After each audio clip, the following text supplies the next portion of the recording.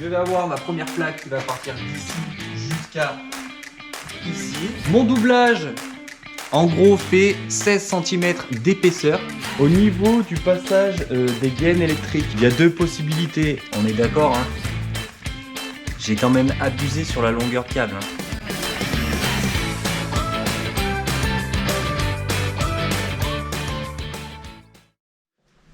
Allez, go! Qu'est-ce que tu fais là, toi? Eh ben, je vais te filer un coup de main. T'as pas autre chose à faire? Bah là, non. Ah ouais? Non. T'as pas pété la bagnole? Moi, j'ai pété la bagnole? T'as pas l'amortisseur à changer, comme de par hasard. Et pourquoi c'est moi qui me taperai la mécanique? Parce Hein? que c'est toi qui fais la mécanique et moi je fais les travaux. Toi, tu fais les travaux. Mais oui, mais c'est toujours pareil. Mais va falloir que ça change. Oui, mais non. Si? Si. On va pas en parler pendant 8 ans. Si on s'était dit qu'on faisait comme ça, on fait comme ça. Et bah va falloir que ça change, justement. Parce que j'en ai marre. Moi, j'ai autre chose à faire. Toi, t'as autre chose à faire. Mais moi, je peux jamais poser le placo ici. Je peux pas faire placo, je peux jamais faire placo. Oh là là. Ah, comment il me saoule, lui. À chaque fois, c'est la même chose, quoi. Je veux faire des travaux, je vais faire des travaux. Je fais les travaux. Il fait la mécanique. On s'était mis d'accord. Désolé pour cette petite altercation, mais bon, je pense qu'il a des troubles de la personnalité, quoi. Bonjour à tous et bienvenue dans cette nouvelle vidéo. J'espère que tu vas bien. On s'était quitté sur la pose de l'isolant et des rails au niveau de ce mur-là. Donc, dans cette vidéo, je te propose de continuer tout ça.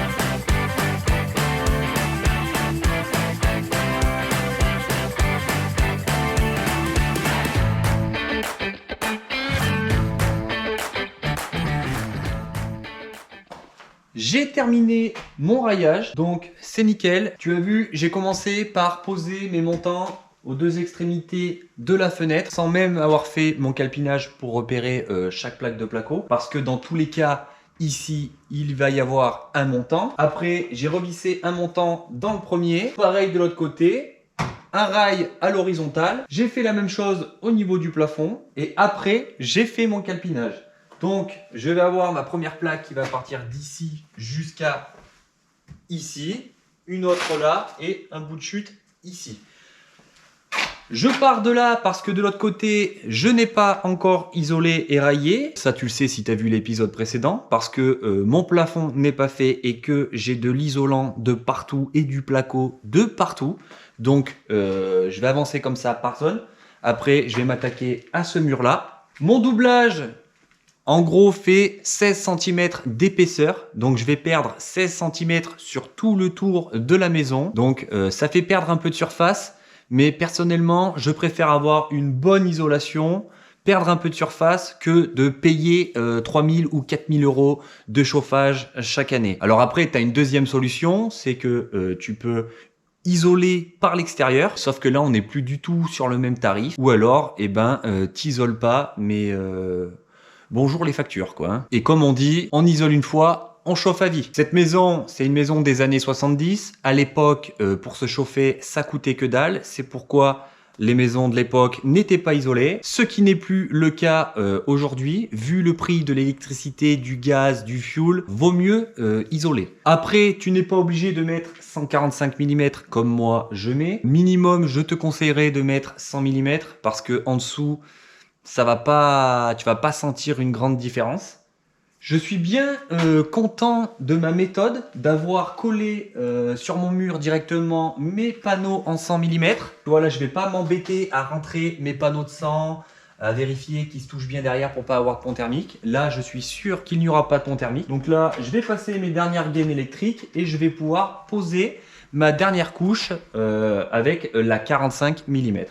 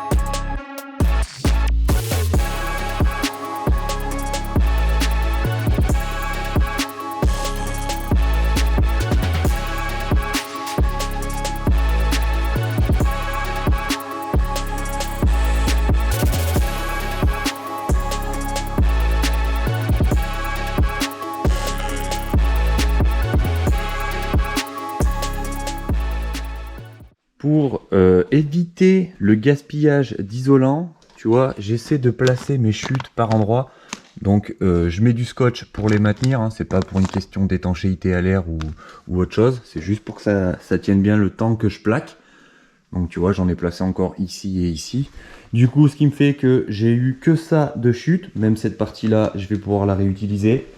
Et ces deux petits panneaux. Au niveau du passage des gaines électriques, il y a deux possibilités. Soit tu les fais passer derrière tout ton isolant et tu as juste ta gaine qui ressort comme ça. Mais moi, tu vois, vu que j'ai collé mes panneaux, je voulais pas que ça me crée des ponts thermiques sur la première couche.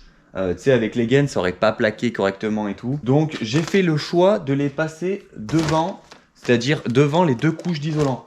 Donc, quand je vais plaquer, ça va m'écraser et me déformer un peu la première couche d'isolant. Ça risque de me la décaler légèrement, mais c'est pas grave parce que derrière j'ai aucun pont thermique et derrière j'ai 100 mm. Donc voilà, après ça tu fais comme tu veux. Soit tu les passes derrière, soit tu les passes après. Ça, c'est les choix de chacun.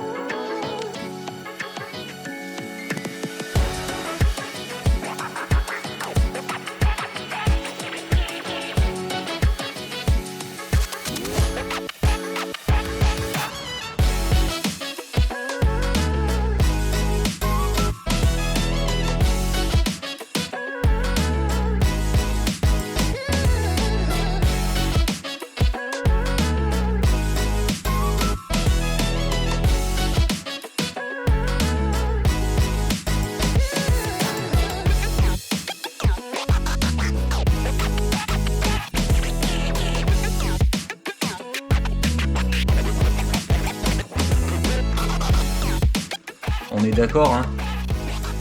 J'ai quand même abusé sur la longueur câble, hein. Je sais.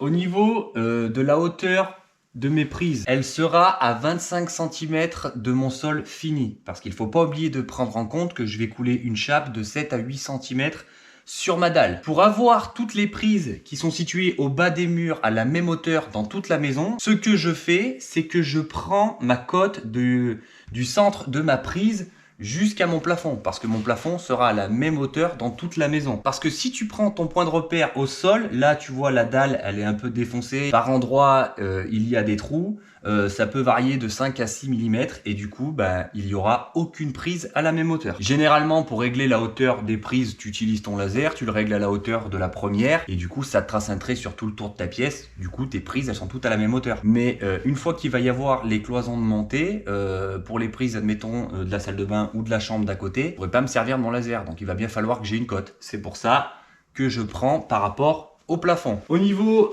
d'ici, ça c'est l'alimentation de mon radiateur. Donc celle-ci je les positionne plus haute. Elle va être à 30 cm du sol fini, ce qui fait qu'elle sera derrière le radiateur et comme ça au moins c'est discret. Parce que là ça va être branché avec des Wago et en gros ce sera une petite boîte d'encastrement.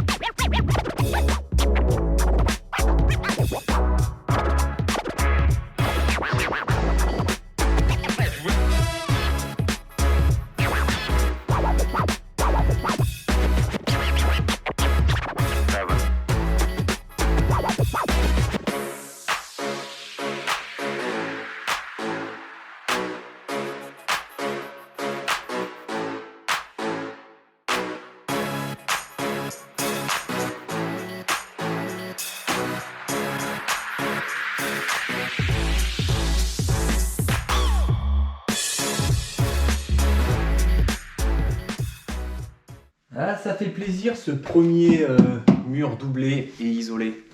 Là, ça commence à faire rénovation, tu vois. Moins destruction. Hein. Bon, même s'il y avait l'escalier et la partie du mur du milieu.